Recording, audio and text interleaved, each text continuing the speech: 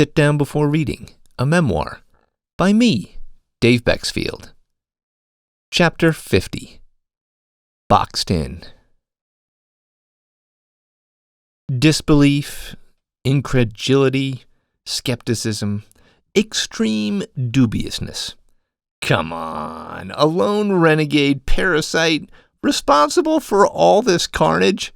That's such a massive stretch that one trusted member of active MSers, Sarah, the astrophysicist, quoted in Chapter 37, Telltale Shards, finally cracked.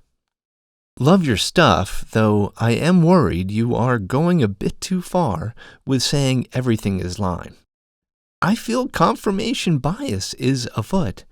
I know that's what you think other MS scientists also have, but there is also so much research with EBV, etc., that I wouldn't lay everything and long COVID on Lyme.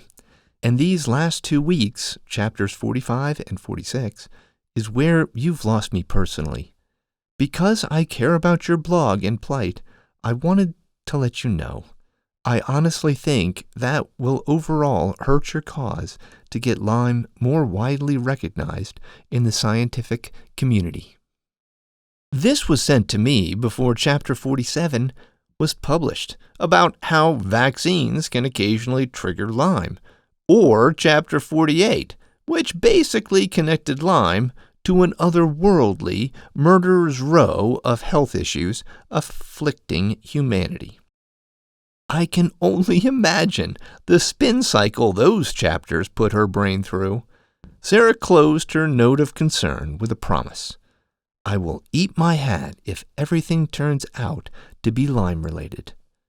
Ever the scientist, though, she did leave her intellectual door cracked for that remotest of remote possibility. I could be wrong. Smart woman.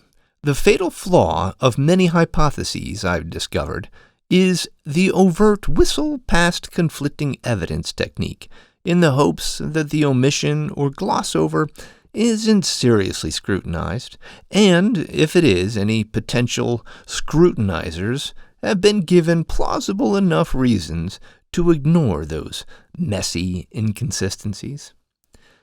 Damn inconsistencies! A canon in Shards reminds us that answers await in those very anomalies, the ones researchers tend to brush off as noise distractions to the big picture they are trying to paint.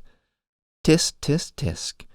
Avoidance, even if unintentional, is not sound science. Nobel laureate Dr. Barry Marshall implores scientists to put their theories through the ringer, to keep trying to poke holes in their prized conclusions. I have a simpler method. Box them up and see if they can survive.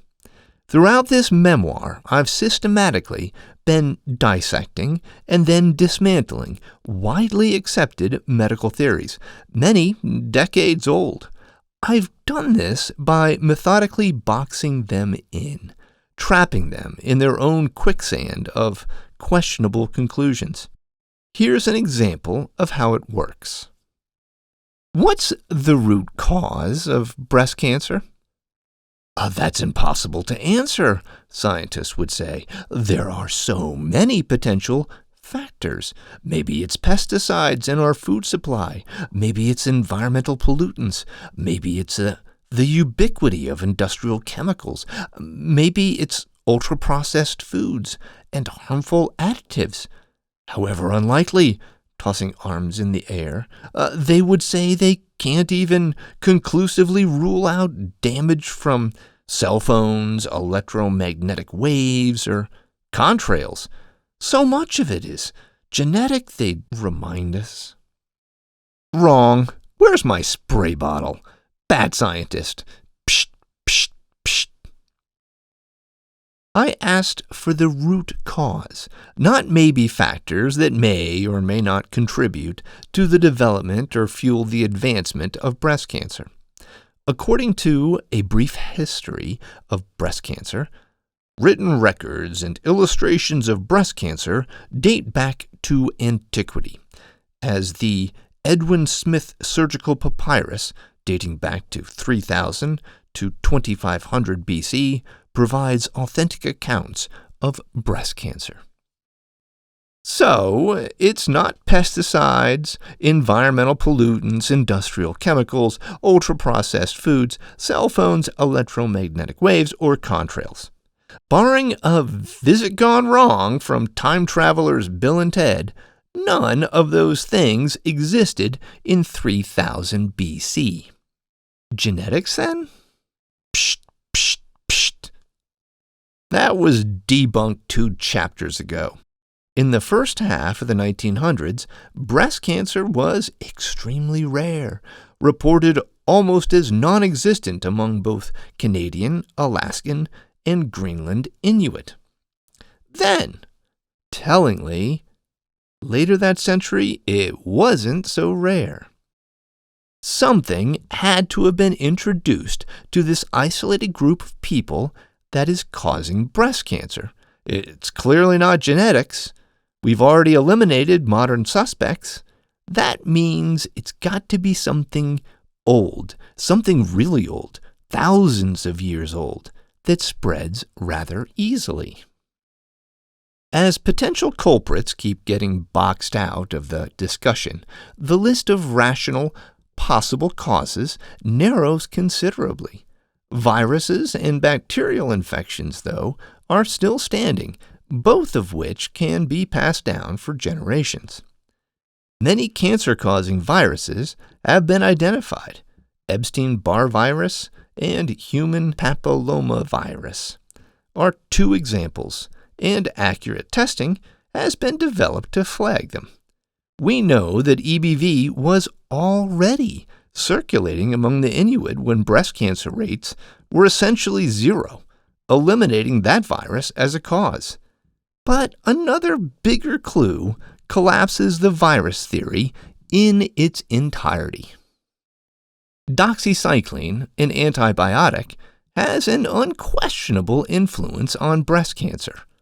Recall that revelatory hallelujah booyah in Chapter 48? Scientists have discovered that the antibiotic may prevent breast cancer recurrence, inhibit the proliferation of cancer cells, delay tumor growth, and eradicate cancer stem cells. What does that tell us? Doctors dutifully remind us every flu season, repeatedly drilling into our heads a refrain so well known that it falls just short of that torturous baby shark earworm of hell: antibiotics don't treat viruses like influenza or COVID. They have no effect, but doxycycline is having an effect, which means no, viruses aren't causing breast cancer either. That leaves a bacterial infection. And with the primary antibiotic routinely used to combat Lyme disease proven to have a profound effect on said cancer, doxycycline usually is used to clear up lung and dental infections, skin infections and conditions, and sexually transmitted infections, STIs, none of which have been linked to breast cancer. We've effectively boxed out many other viable bacterial invaders as well. There you have it.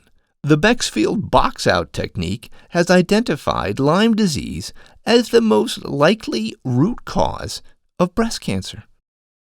Sure, there no doubt are other contributors that also trigger and accelerate this type of cancer, but they fall into the squirrel category of distraction, an unending descent into infinite variables and poisoning whataboutisms, leading to scientific paralysis. Without getting to the true source of a problem, there is no practical way to discern how or why other variables affect its trajectory. Yet scientists continually feel hell-bent to try most every food and drink study. limiting alcohol consumption appears to be associated with lower risks of developing breast cancer. Why? It's not clear, say scientists. Just maybe cut back. More research is needed. And the germination of a future study takes root, one that will inevitably reveal a similar conclusion. More research is needed! Moving forward, scientists and the public can test the resilience of virtually any theory by using this box-out method. Keep stripping down the question to its essence and see what survives. It's rollicking fun. I mean, if you like that kind of stuff. But be forewarned, undressing, endearing yet dubious theories, particularly those involving a web of complex conspiracies, the moon landing was faked, the election was stolen, will likely cause consternation among those most invested if their boxes fold. I warned that outrage is gathering. Open your ears and listen. Just months ago, Ren, a rapper from the UK, topped the BBC charts with his album Sick Boy, which is all about his experience living with Lyme disease and dealing with the dismissiveness of the medical establishment. Essentially, your mind is making you sick, he was told. He's even put together an 8-part video series discussing his illness for fans. So many musicians have been crushed by the disease, from Avril Lavigne to Chris Christopherson to Justin Bieber. All have huge followings, and these few are just those officially diagnosed with Lyme. I warned that outrage is gathering. Open your eyes and watch. The most popular and most watched YouTuber on the planet, Jimmy Donaldson, aka Mr. Beast, has been fighting Crohn's disease since he was 15. His last video on his struggles with IBD, in 2015 when he was still in high school and growing his audience, got 250,000 views. He now has over 260 million subscribers. If Mr. Beast indeed has Lyme disease, his first video about those struggles will be appointment viewing. Now potentially raise that by orders of magnitude. There are so many celebrities sick with autoimmune diseases, and most have massive, very public platforms. If scientists expect to be able to carefully parse my discoveries over the coming years, reassuring the public that they are exercising due diligence to perform painstakingly detailed analysis and lengthy clinical trials to confirm or refute my findings, I have some bad news. That ship sailed more than a few chapters ago. As you've read, I've pleaded for help and tried to warn everyone who's anyone. The leading experts in Lyme disease, the top MS researchers, even specialists at the NIH. No one could be bothered. I warned that the math just didn't add up. Shoulders shrugged. I warned of a coming reckoning. Crickets. Funny that I mention insects and math.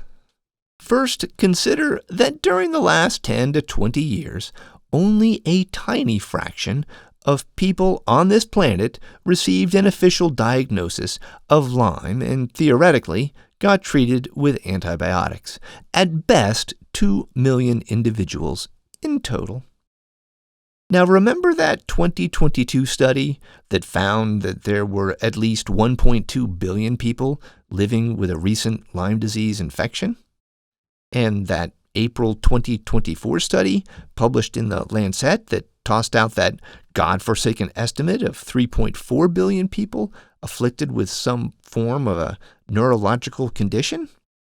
Let's not forget to add in all the worldwide cases of autoimmune disease, long COVID, and mental disorders, not to mention a boatload of cancers, birth defects, and other suspect chronic conditions. All told, that's a lot, in the billions. It's not all Lyme, but the disease certainly cannot be ruled out in many of these cases. Those are desert locust plague numbers. Cue David Attenborough. When groups merge, they form a swarm, Sir Attenborough intones. As they fly, swarms join up with other swarms to form gigantic plagues several billion strong. This is one of planet Earth's greatest spectacles. And what else is a spectacle to behold on this planet? One unique swarm consisting mostly of young women, the group most at risk for future cases of Lyme disease. I'll pause for a moment to let the blood that drained from the face of scientists return as they ponder the consequences of upending a core group of seriously motivated, undeterrable, and unflappable, highly creative females. Swifties. There are few more influential armies than a legion of Taylor Swift fans. When they receive this news that many of their futures are in the crosshairs of a looming Lyme infection, I guarantee that they are not going to just shake it off. And I also guarantee I will abstain from any future Swift puns. Then, with the nature of plagues as a guide, the predictable is going to happen. Swarms are going to merge. The misdiagnosed autoimmune swarm is going to amass with the recently formed long COVID swarm, which will then assimilate with the mental disorder swarm before merging with those affected by birth defects, chronic conditions, and a number of cancers. And it won't just be the patients making noise.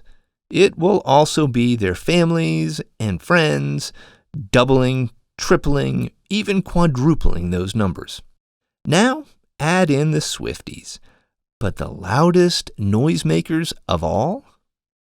There's a reason you were told not to poke the bear, particularly mama bears protecting their cubs. Mothers. When they conclude that their children are at high risk for having a lurking Lyme disease infection explode in the future, given the ubiquity of the disease, a proposition that is dreadfully realistic in many parts of the world, God help us all. When I was fishing for piranha in the Amazon, trying to coax the tiny predators onto my fishing hook with fresh cuts of beef, I wanted nothing more than to catch one. After an hour of providing an all-you-can-eat buffet, restocking my hook after every failed tug, I finally managed to nab a now overfed, sated fish.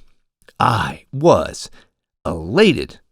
Until I wasn't. I had a coveted piranha on the end of my line wriggling in a frenzied panic, and I had absolutely no clue how to get it off, as stories of nine-fingered fishermen replayed in my head.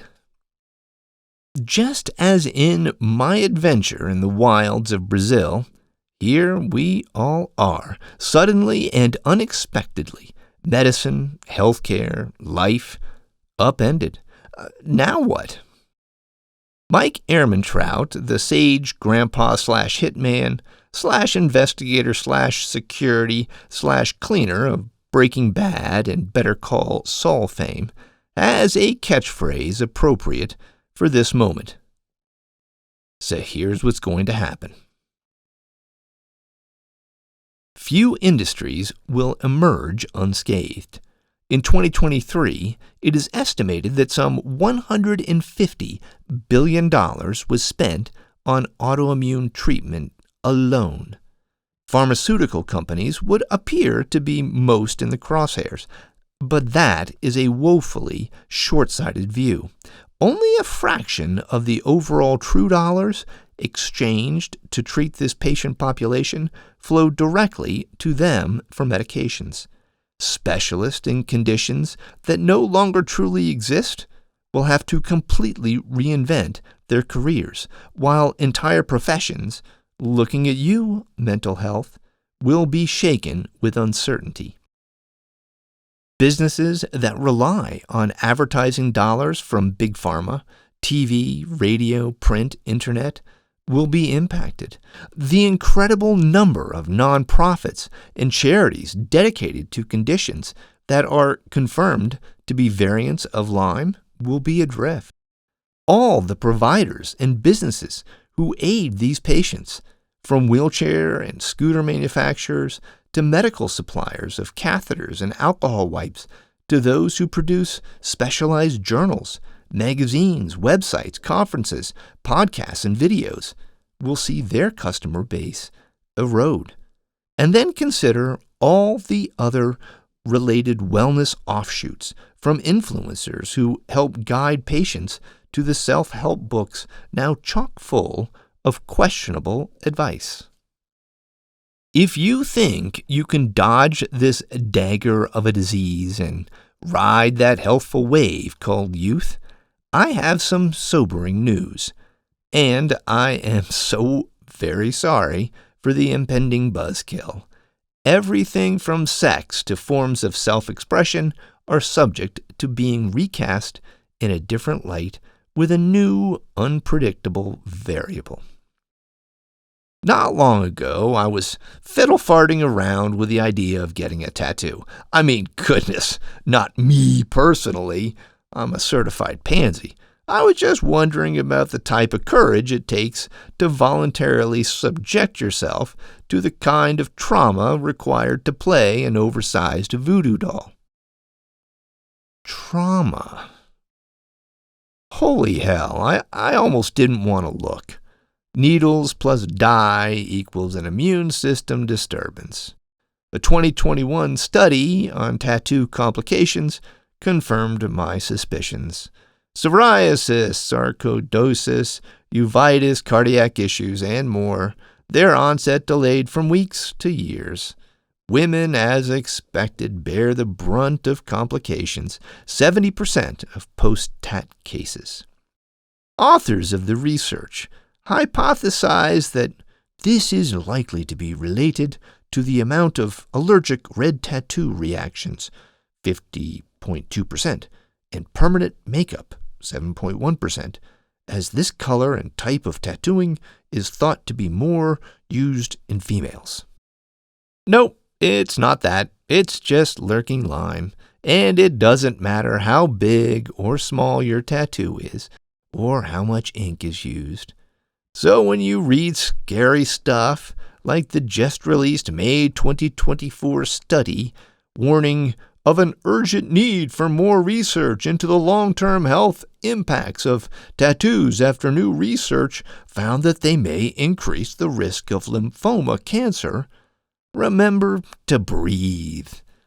I would expect studies on piercings to be similarly deflating. To be clear, getting inked or sticking a barbell through your nose is generally safe, but as the lead author of the aforementioned study says, when the tattoo ink is injected into the skin, the body interprets this as something foreign that should not be there, and the immune system is activated. And that, readers, risks waking up a dormant Lyme infection.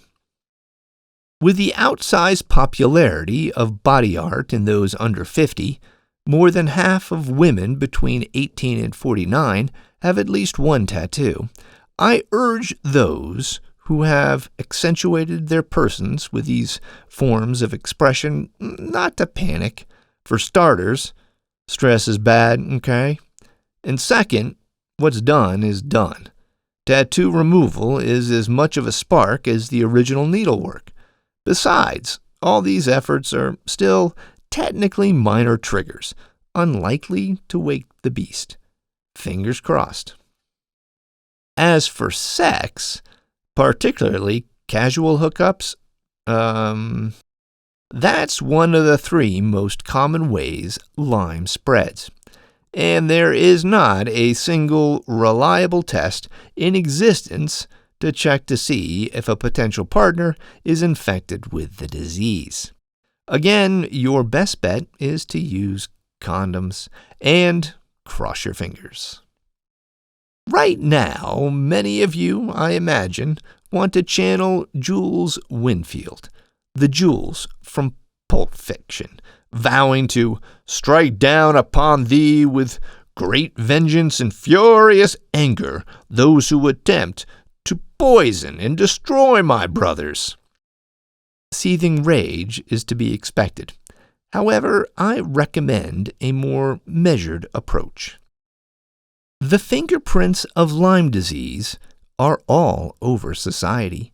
This, however, isn't the fault of any one group or the efforts of a purposeful cabal of bad actors as much as we want to lay blame. All of us, humanity, were thrown unwillingly into this tempest, and we alone have the moxie to emerge from this immaculate storm stronger, healthier. I urge all of you to stifle your anger as best you can. Grapple with lost opportunities as best as you can.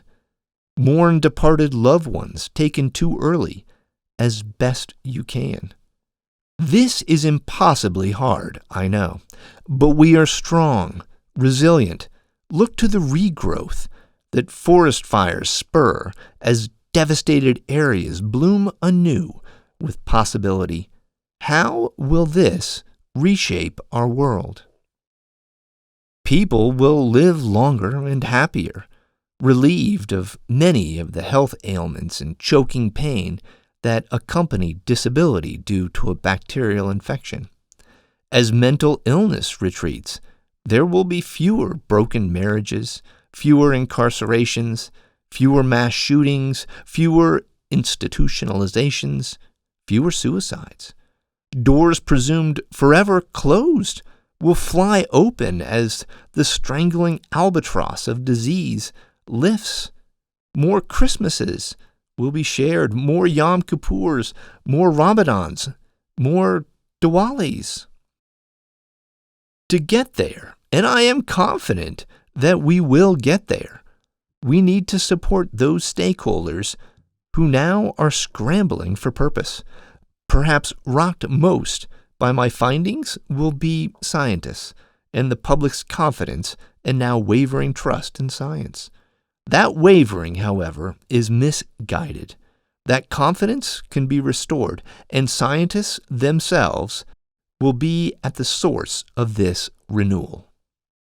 Instead of lamenting eons of missed signs, embrace this as an entry into a new golden age of discovery.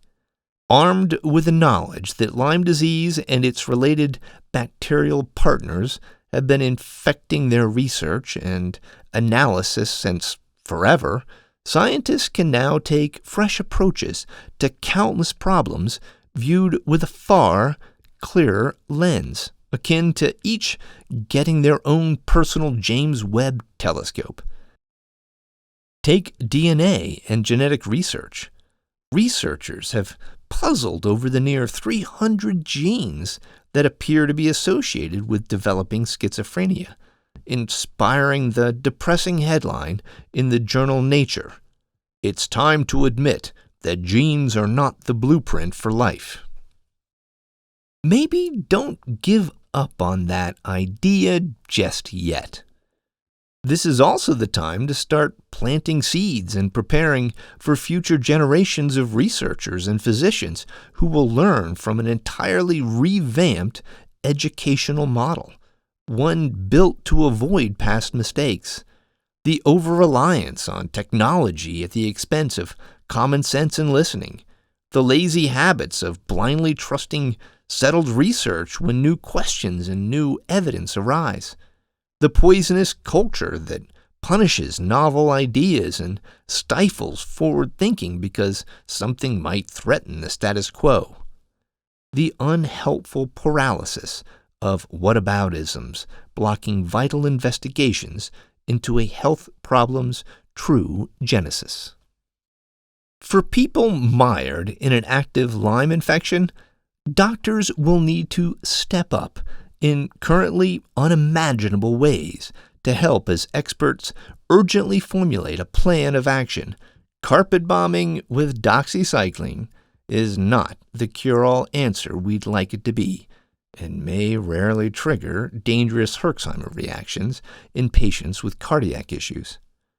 Despite the likely involvement of Lyme and ALS, studies of intravenous ceftriaxone have been uninspiring, similar to the results of trials in long Lyme that show bursts of early promise followed by ineffectiveness.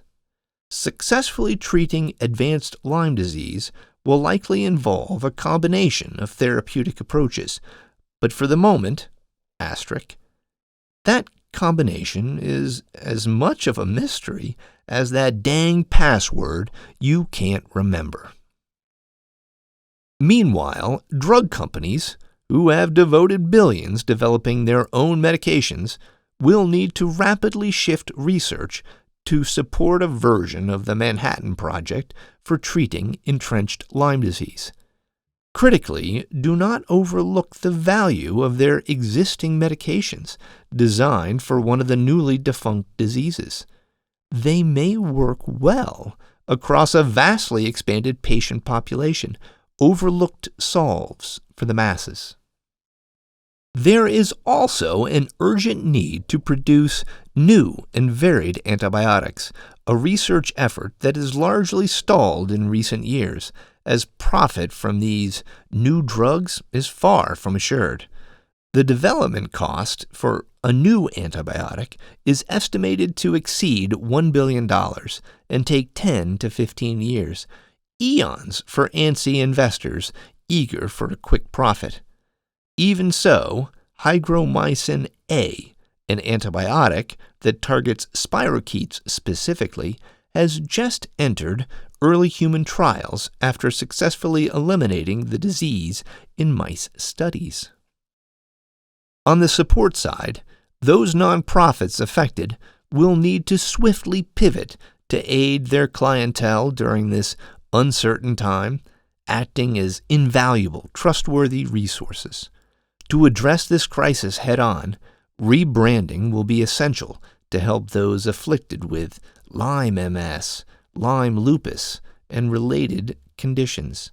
Those health influencers, many of them friends of mine, will no doubt need to shoulder the weight of confusion that surrounds any new diagnosis.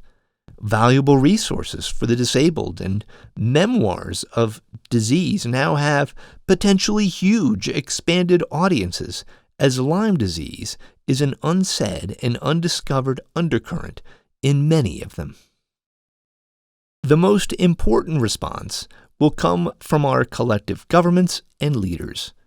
With renewed evidence that vaccines are safe after my Chapter 47 hypothesis, even people long suspicious of their benefits should be eager for additional protection. Effective vaccines will need to be developed and quickly.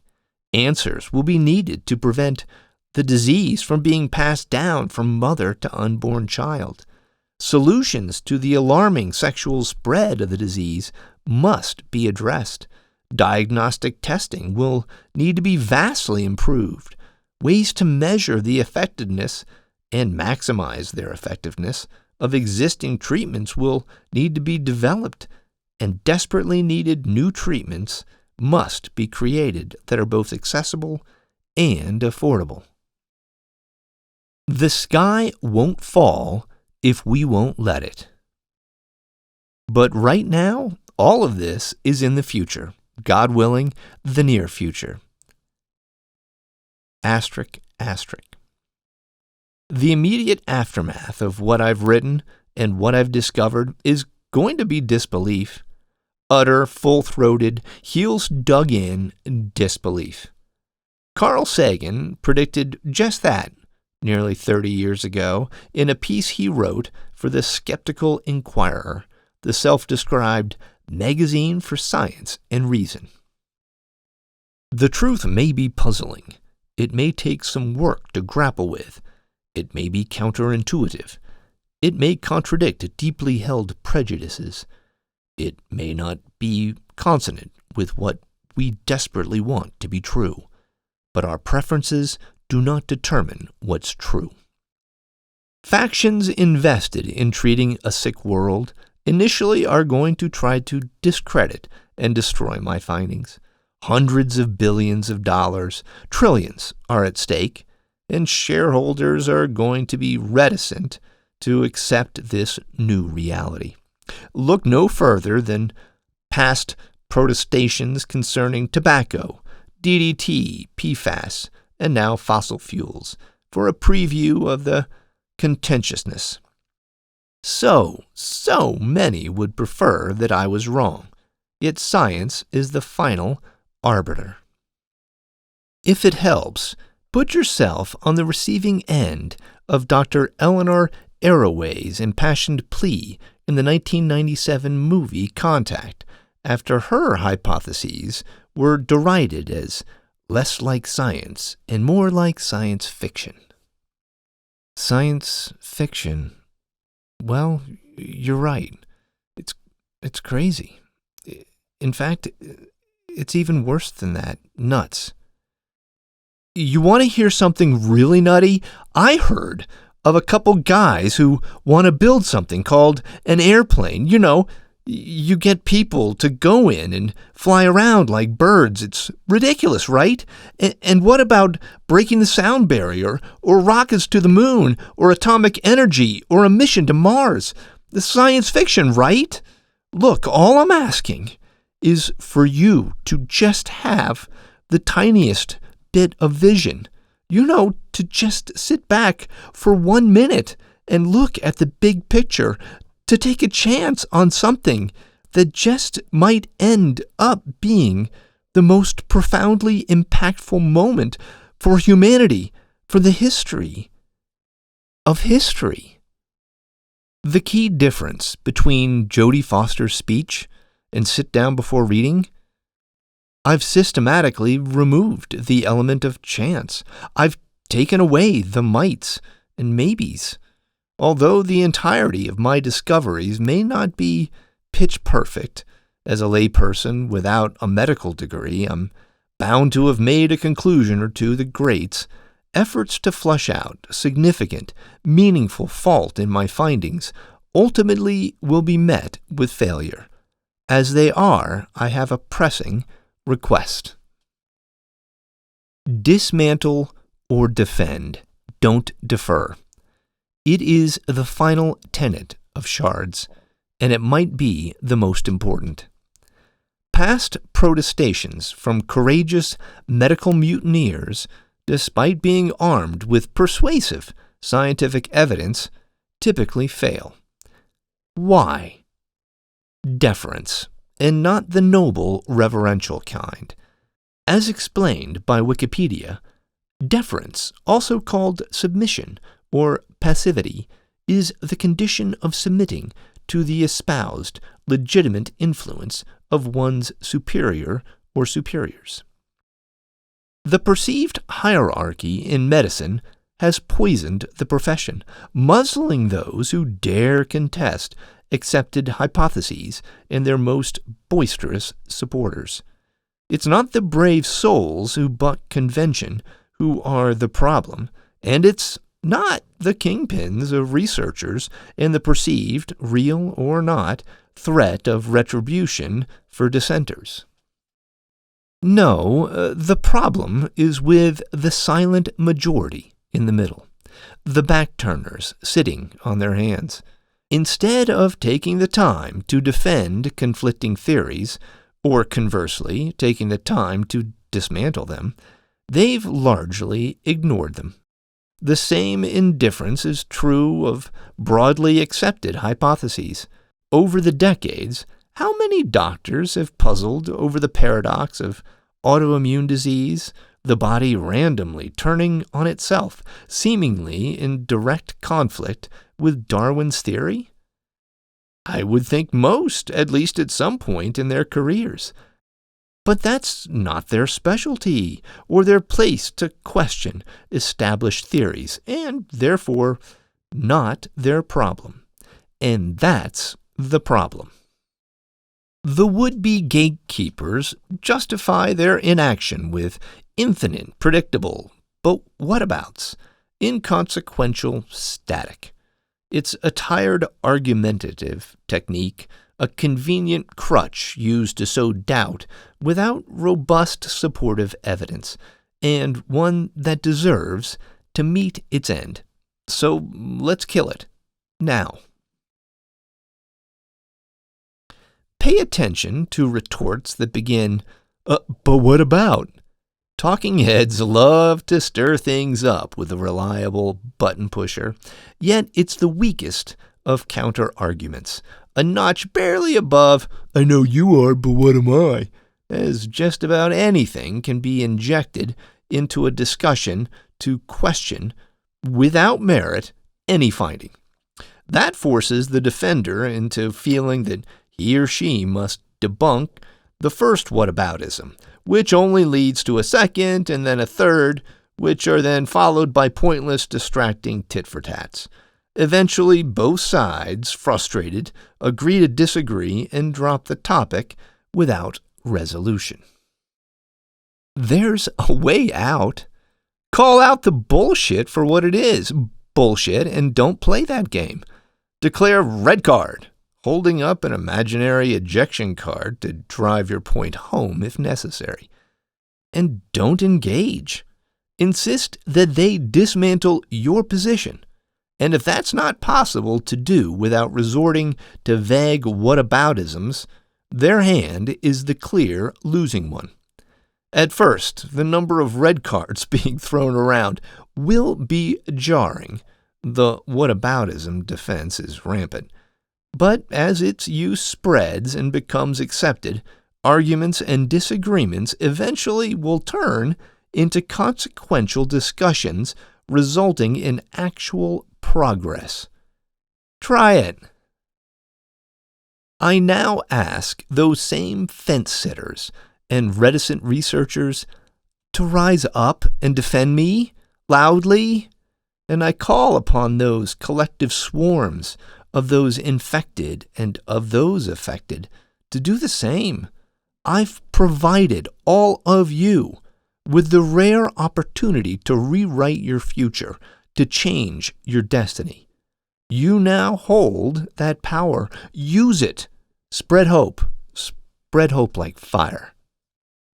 Recall at the start of this chapter that Sarah, the astrophysicist, said she'd eat her hat if everything turned out to be in Lyme's orbit. Her gut reaction isn't unreasonable. The scale of my brazen theories is not just big, it's downright astronomical. More appropriate in a sequel to Jonathan Swift's Gulliver's Travels, my Brobdingnagian findings, if proven correct, would dwarf the greatest discoveries in the history of medicine. I know. But you are not a doctor, a scientist, or a researcher. Your highest level of education is a 4-year communications degree from a community college in Northern Virginia. You can't even consistently tell funny jokes despite trying really, really hard. I know. The burden of proof necessary for my hypotheses to cut through the chafe of breathless but flawed medical conclusions has been Atlas-esque. So many pieces of this epic puzzle had to come together just so to avoid an equally epic collapse. And it still could. I've dumped such a broad array of my grand theories into a single box that I've boxed myself into the tightest of corners. For them to all be correct. Lyme disease is at the root of autoimmune disease, mental disorders, long COVID, many cancers, and more. Any potentially successful treatment must, therefore, have a notably positive effect on all of them as well. That's insanity. Asterisk, asterisk, asterisk. Yet I welcome that impossible benchmark of proof. My arrogant conclusions throughout this memoir have seemed to be perpetually skirting doom, and yet I was never concerned that I wouldn't get to this point. I even boldly warned Sarah that, although a good source of fiber, a hat diet is not recommended. Why have I been, and why do I remain, such a cocky son of a bitch, having boasted about Nobel Prizes and groundbreaking discoveries from the earliest pages? I mean, I even rented an oversized post office box nearly 2 years ago in anticipation of fan mail. To date, I've received exactly 1 letter from a semester at sea friend of 30 years who apparently misplaced my home address in his Hong Kong apartment. See, there is one last question mark stubbornly hovering over this memoir, one that concerns an unexplained, snarky, often glasses-wearing, sometimes amusing, obnoxiously confident wild card. Me. I've got a confession. Remember way back in Chapter 16 when I first started grappling with changes in my brain, writing that something was definitely up, how I never should have discovered my multiple sclerosis misdiagnosis? Never ever. There aren't enough evers, not in a million years. Ice ages could come and go. Civilizations could be born and extinguished, less likely than breaking park ranger Roy Sullivan's record of getting struck by lightning 7 times, winning $1 billion in the Powerball twice, or avoiding seeing a mattress sale over Memorial Day weekend. Sorry, I haven't been as forthcoming as I could have been on the advice of my wife. If you write that now, she said nearly 2 years ago, crossing out earlier pages when I was describing the bizarre effects of my intense bout of psychosis, people really are going to think you are crazy.